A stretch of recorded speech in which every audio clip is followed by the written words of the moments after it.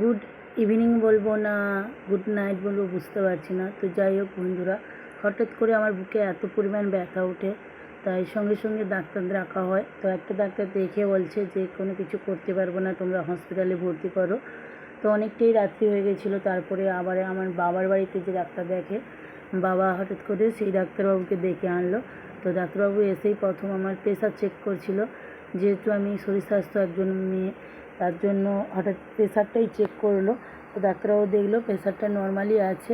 তো এখানে আমি হাত নেড়ে এটাই বলছিলাম যে আমি ইঞ্জেকশন নেব না, কিন্তু ডাক্তারবাবু বললো হঠাৎ করে যন্ত্রণা কমানোর জন্য ইঞ্জেকশন ছাড়া আর কোনো গতি নেই, কারণ অনেকটা রাত্রি হয়ে গেছে আর ওষুধেও কমবে না। তারপরে চিকিৎসা যা হওয়ার সকালেই হয়তো হবে, যেহেতু আমি হসপিটালে ভর্তি হতে চাইছিলাম না তার জন্য। তো ডাক্তারবাবু সাজেশন দিলই যে ইঞ্জেকশান নিতেই হবে বাধ্যগত, তাই আমাকে ইঞ্জেকশান দিতে শুরু করলো। প্রথমে হাতের কী বলবো ওপরে দিল, তারপরে ডাক্তারবাবু আমাকে বাম হাতে একটা ইঞ্জেকশান বাম হাতের প্রথমে উপরেতে দিয়েছিল, ডান হাতে, আর তারপরে নিচে দিচ্ছে, আর বলছে যে এখন একটা ইঞ্জেকশান তোমায় নিতেই হবে। তারপরে এই যে ডাক্তারবাবু ইঞ্জেকশান রেডি করছিল, আর আমার এত পরিমাণে ব্যথা করছিল।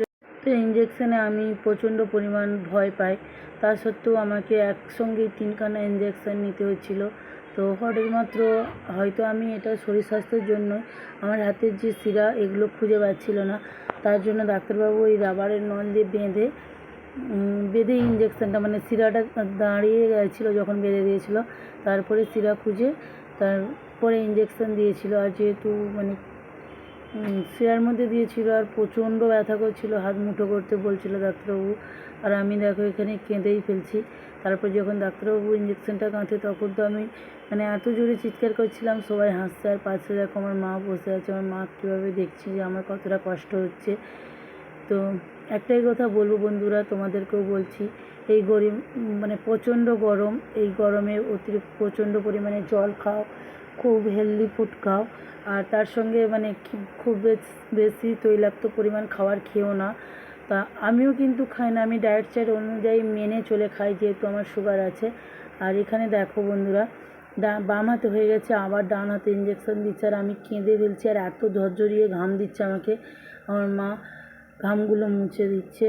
আর প্রচণ্ড পরিমাণে হাতে ব্যথা যন্ত্রণা করছিল, আমি কাঁদতেই শুরু করে দিয়েছিলাম, কিন্তু কিছু করার নেই, শুধু ভগবানকে আর আমার গোপালকেই ডাকছিলাম যেন আমাকে তাড়াতাড়ি খুব সুস্থ করে দেয়। এই হাত থেকে তো বাম হাত থেকে তো ব্লাড বেরিয়ে গিয়েছিলো। তারপরে এখানে সবাই ছিল, সবাইকে আমি দেখাতে পারিনি, আর এই ভিডিওটা করেছিল তনু অবশ্যই। তো যাই হোক বন্ধুরা, যেটা বলছিলাম, তোমরা সবাই খুব সাবধানে থেকো, আমিও সাবধানে থাকি, তাও জানি না কেন হঠাৎ এত পরিমাণে আমার গ্যাস জমে গেছে, আর এত পরিমাণ ব্যথা যন্ত্রণা শুরু হয়ে গেছে। ইঞ্জেকশন দিয়েছে, তার সঙ্গে সঙ্গে দুটো ওষুধও দিয়েছিল, বলছে যে এই দুটো ওষুধ রাতে যদি আবার যন্ত্রণা ওঠে খেয়ে নিতে, তারপর সকালে টেস্ট করে তারপরে চিকিৎসা হবে। তো জানি না আমার শরীরটা কেমন থাকবে, আর সকালে হসপিটালে ভর্তি হতে হবে কিনা। তো তোমরা একটু ভগবানের কাছে প্রার্থনা করো আমি যেন সুস্থ থাকি।